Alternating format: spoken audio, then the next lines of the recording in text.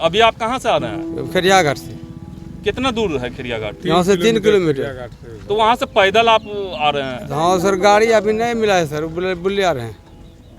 तो ये लाश को बोरे में लेके आ रहे हैं? जी सर। कैसे लेके आ रहे हैं? बोरे में लेकर। बोलिए। बोरा में कर आखिर कोई साधन नहीं था तो कैसे ला रहे हैं?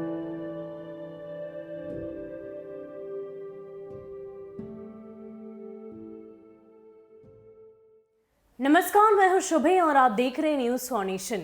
खबर है बिहार के कटिहार जिले से, जहां से एक दिल झकझोर देने वाली तस्वीर सामने आई है। दरअसल एक पिता अपने बेटे के शव को बोरी में बंद करके 3 किलोमीटर तक पैदल चलने को मजबूर हो जाता है। ये सवाल है बिहार के कथित सुशासनी सरकार पर, ये सवाल है बिहार के सरकारी सिस्टम पर। आखिर हम इंसानी बस्ती में रहते हैं या फिर इस सड़े हुए सिस्टम के अंदर बसते हैं? आखिर क्यों ऐसा हो रहा है? क्यों हमारी इस कथित सुशासनी सरकार में, इस सिस्टम में लोगों को जो सुविधा मिलनी चाहिए, जो उनके हक की सुविधा है, वो ही नहीं मिल पा रही? ये वाकई दिल झकझोर देने वाली तस्वीर है। आप भी इस वीडियो में देखिए किस तरीके से एक पिता अपने बेटे के शव को 3 किलोमीटर तक पैदल लेकर चलने को मजबूर होता है। क्या है पूरा मामला, आपको विस्तार से बताते हैं। बिहार के कटिहार में दिल झकझोर देने वाली एक तस्वीर सामने आई है, जिसमें एक पिता को अपनी बेटी का शव बोरी में लेकर करीब 3 किलोमीटर तक पैदल चलने को मजबूर होना पड़ा। सुशासन की सरकार में विकास के दावे के बीच सिस्टम की अनदेखी की शर्मनाक तस्वीर को देखकर मन में कई सवाल खड़े हो गए। क्या हम इंसानी बस्ती में रहते हैं या फिर वाकई ये सिस्टम सड़ गया है, जिसके चलते एक लाचार बाप बंद बोरी में अपने बेटे के शव को लेकर पैदल चलने को मजबूर है। जानकारी के मुताबिक पूरा मामला भागलपुर के गोपालपुर थाना इलाके में तीनटंगा गांव से संबंधित है।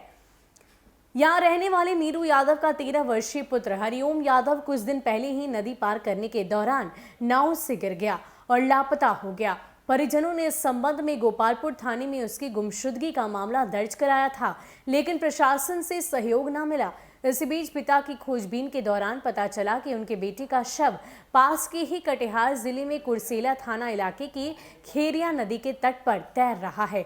बस इसी सूचना पर पिता नीरू यादव खेरिया नदी के घाट पर पहुंची तो उन्हें बेटे का शव बेहद सड़ी गली हालत में मिला। इसे जानवरों ने नोच दिया था। शारीरिक निशान के आधार पर अपने बेटे को उन्होंने पहचान लिया, लेकिन आपको जानकर ये हैरानी होगी कि यहीं से सिस्टम की शरारत शुरू हुई। शव के लिए ना तो भागलपुर जिला के गोपालपुर थाना पुलिस और ना ही कटिहार जिले की कुर्सेला पुलिस ने कोई संजीदगी दिखाई। आखिरकार सिस्टम से हारे पिता को अपने कलेजे के टुकड़े के शव को बोरे में बंद किया और 3 किलोमीटर तक पैदल चलकर ले गए। परेशान पिता ने कहा कि आखिर करें तो क्या करें, किसी भी थाना पुलिस ने सहयोग नहीं किया, गाड़ी तक उपलब्ध नहीं करवाई और ना ही कोई सहानुभूति दिखाई। अब इस सिस्टम से कितनी देर तक गुहार लगाते, इसलिए मजबूरी में बच्चे के शव को इसी तरह ले आए। हालांकि अब मामले का खुलासा होने पर कटिहार अनुमंडल पुलिस पदाधिकारी ने इस मामले को गंभीरता से लिया है। साथ ही किस थाने से और किस पुलिसकर्मी से लापरवाही हुई है, इसकी भी जांच की जा रही है। पुलिस 100 बरामद की है कुर्सेला थाना क्षेत्र से। पूरा क्या मामला सामने आया, कौन था वो बच्चा?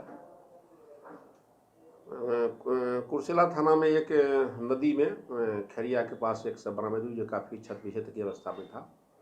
इस संबंध में जानकारी करने पर पता चला जो भागलपुर जिला अंतर्गत गोपालपुर थाना में कुछ दिन पूर्व ही एक 10 वर्ष के बच्चे का मिसिंग होने संबंधी एंट्री हुआ था। उसी संबंध में जो डेड बॉडी था उसकी शिनाख्त की गई, वो डेड बॉडी उसी का था।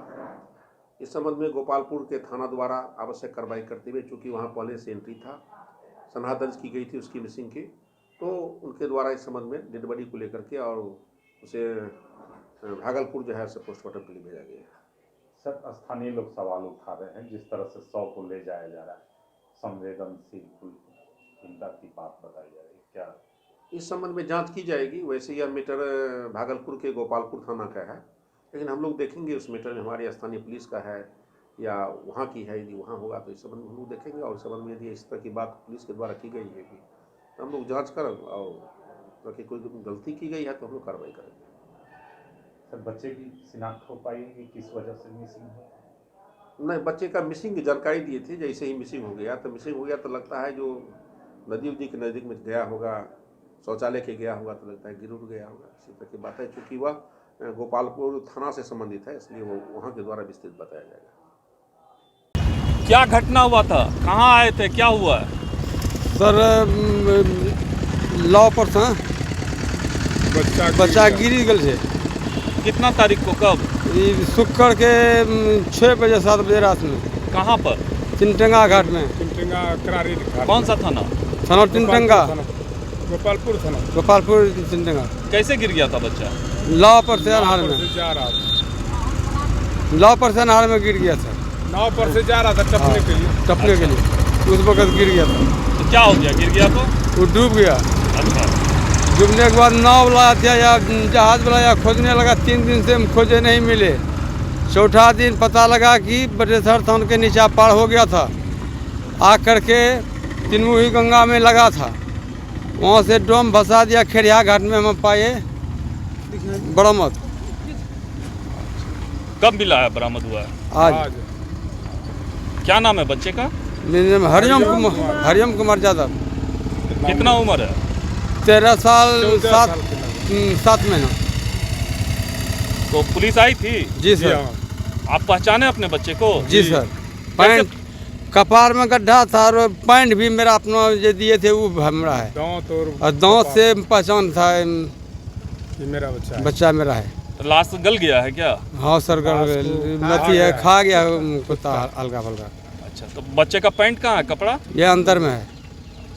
तो क्या बोली पुलिस? पुलिस बोले कि इंक्वायरी करके हम अस्पताल ले जाइए।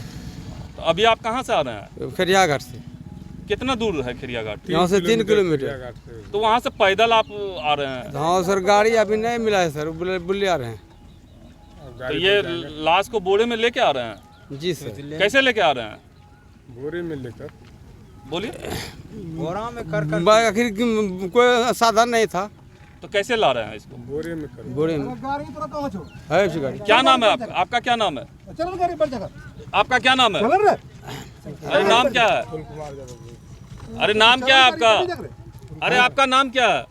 नाम है लेडू यादव। तो ये थी एक सिस्टम से हारे हुए पिता की कहानी, दिल झकझोर देने वाली कहानी, जिसे इस हारे हुए सिस्टम से लाचार होकर, विवश होकर अपनी बेटी के शव को बोरी में बंद कर 3 किलोमीटर तक पैदल चलना पड़ा। हालांकि अब इसकी जानकारी जब कटिहार अनुमंडल पर दी गई है, तो अब आगे की कार्रवाई की जा रही है और जो भी पुलिसकर्मी इसमें शामिल हैं, जिनसे लापरवाही हुई है, उन पर भी जांच की जाएगी। फिलहाल के लिए इतना ही। ऐसे ही अपडेट्स के लिए आप हमारे साथ बने रहिए और देखते रहिए न्यूज़ फॉर नेशन। नमस्कार।